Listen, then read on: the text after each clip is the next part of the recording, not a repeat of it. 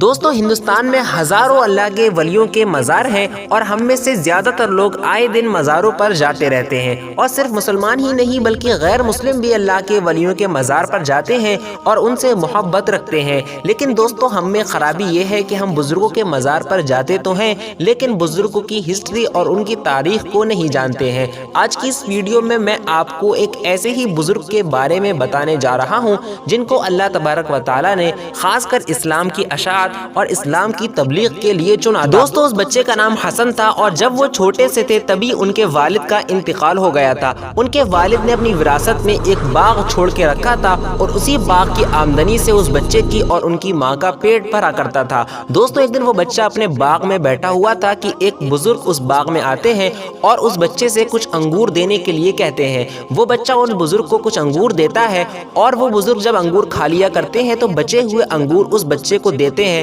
اور کہتے ہیں کہ بیٹا یہ انگور تم کھا لو۔ وہ بچہ وہ انگور کھاتا ہے اور ان انگوروں کو منہ میں رکھتے ہی اس بچے کی دل کی دنیا بدل جاتی ہے۔ دل میں جس طریقے کا بھی گرد و غبار اور بری چیزیں تھیں وہ ساری خواہشیں فوراً ہی ختم ہو گئیں، اور اس بچے نے فوراً ہی اس بات کی خواہش ظاہر کی اور یہ تمنا کی کہ میں اب اپنی زندگی کو اللہ کے راستے میں اور دین کے راستے میں وقف کر دوں گا۔ اس بچے نے اپنی ماں سے اجازت لی اور علم دین حاصل کرنے کے لیے نکل پڑے۔ اس وقت بغداد میں جو مدرسہ تھا جس کا نام مدرسہ نظامیہ تھا، اور پوری دنیا سے لوگ وہاں پر پڑھنے کے لیے آیا کرتے تھے۔ یہ بچہ بھی اس مدرسے میں پڑھنے کے لیے چلا گیا اور وہاں پر کچھ سالوں رہا۔ کچھ سالوں کے بعد اس بچے نے جب اپنی پڑھائی پوری کر لی اور مدرسے سے جب باہر آئے تو انہوں نے سوچا کہ کسی بزرگ کے ہاتھ پر بیعت ہونا چاہیے جو مجھے اللہ تبارک و تعالیٰ تک لے جائیں اور مجھے عبادت کے صحیح ڈھنگ اور دین کی صحیح سمجھ سے نوازیں۔ دوستو اس بات کا خیال آتے ہی وہ انسان اللہ تبارک و تعالیٰ کے کسی بڑے ولی کی تلاش میں نکل پڑے، اور انہوں نے بہت سارے بزرگان دین کی خدمت میں جا کر کے عریضہ پیش کیا،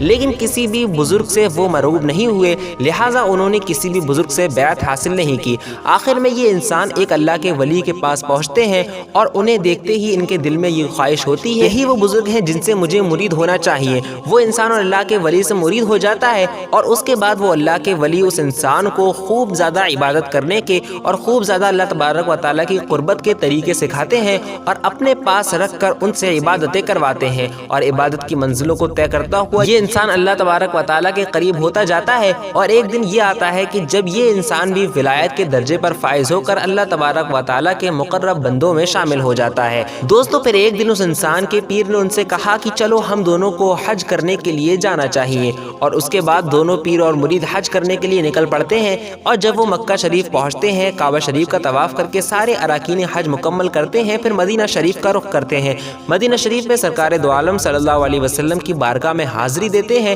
اور سرکار صلی اللہ تبارک و تعالیٰ علیہ وسلم کے مزار کے سامنے بیٹھ جاتے ہیں۔ مزار مبارک سے اس بچے کے نام سے آواز آتی ہے کہ ہم نے تمہیں ہندوستان سونپ دیا ہے، لہٰذا تم ہندوستان میں جاؤ اور وہاں پر اللہ تبارک و تعالیٰ کے دین کا چراغ جلاؤ اور وہاں کے لوگوں کو اسلام کے بارے میں بتاؤ۔ وہاں کے لوگ اسلام کے بارے میں ابھی بالکل بھی نہیں جانتے ہیں۔ پھر یہ انسان اپنے پیر سے اجازت لے کر ہندوستان کا رخ کرتا ہے، اور جب یہ انسان بھارت آتا ہے تو اس وقت بھارت میں کوئی بھی مسلمان نہیں ہوتا ہے۔ اس وقت بھارت میں پرتھوی راج چوہان نام کے ایک راجپوت بادشاہ کی حکومت تھی۔ جب یہ انسان وہاں پہنچتا ہے تو بہت سے لوگ انہیں دیکھنے کے لیے آتے ہیں، کیونکہ اس سے پہلے لوگوں نے مسلمان نہیں دیکھے تھے، لہٰذا اس بزرگ کو دیکھتے ہی لوگ ان کی طرف دوڑے چلے آئے اور ان کے اخلاق سے اور ان کے کردار سے اتنے متاثر ہوئے کہ ان کی تبلیغ کے ذریعے لوگوں نے دھیرے دھیرے اسلام قبول کرنا شروع کیا۔ کچھ لوگوں نے ان کی مخالفت بھی کی، لیکن ان کے حق پر ہونے کی وجہ سے اللہ تبارک و تعالیٰ نے انہیں ہمیشہ اونچا رکھا، اور ان کی مخالفت کرنے والے نہ ہی کبھی انہیں بدنام کر سکے نہ ہی غلط ثابت کر سکے۔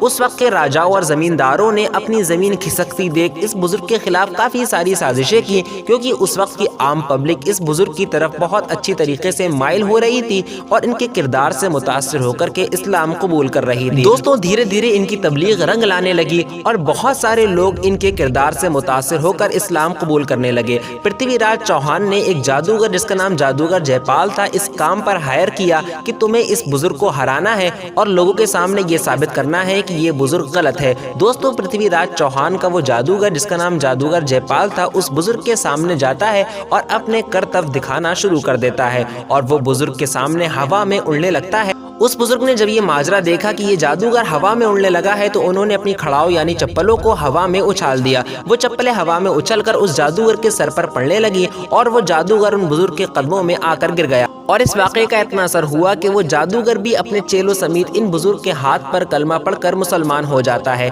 दोस्तों, इस तरीके से उन्होंने अपनी तबलीग से हज़ारों लोगों को मुसलमान कर दिया था। और जब वो अपनी बिस्तर पर लेटे हुए आखिरी सांसें गिन रहे थे और अल्लाह तबारक व तआला की बारगाह में हाजिरी देने का इंतजार कर रहे थे, यानी जब उनकी इंतकाल का वक्त था, तो उस वक्त उनके हाथ पर कलमा पढ़ने वालों की तादाद लगभग 90 लाख के आसपास पहुंच चुकी थी। दोस्तों, ये अपने आप में एक बहुत ही बड़ा कारनामा था कि एक इंसान ने अपनी पूरी जिंदगी को अपने मजहब के नाम पर खत्म कर दिया था और उसका सिला ये मिला कि उनका नाम आज भी तारीख की किताबों में रोशन है। और आज उन्हें सिर्फ उनके धर्म वाले ही नहीं बल्कि दूसरे धर्म वाले भी हद से ज्यादा चाहते और मानते हैं। और सिर्फ एक या दो देशों में नहीं बल्कि पूरी दुनिया के अंदर वो हस्ती बहुत ज्यादा मशहूर है। दोस्तों, आप भी उस बुजुर्ग और उस सूफी का नाम जरूर जानना चाहते होंगे, तो लीजिए हम आपको बताते हैं कि वो बुजुर्ग जिसने अपनी पूरी जिंदगी में 90 लाख हिंदुओं को मुसलमान किया था और अपनी पूरी जिंदगी इस्लाम के नाम पर खत्म कर दी थी, वो कोई और नहीं बल्कि ख्वाजा मोइनुद्दीन चिश्ती अजमेरी हैं,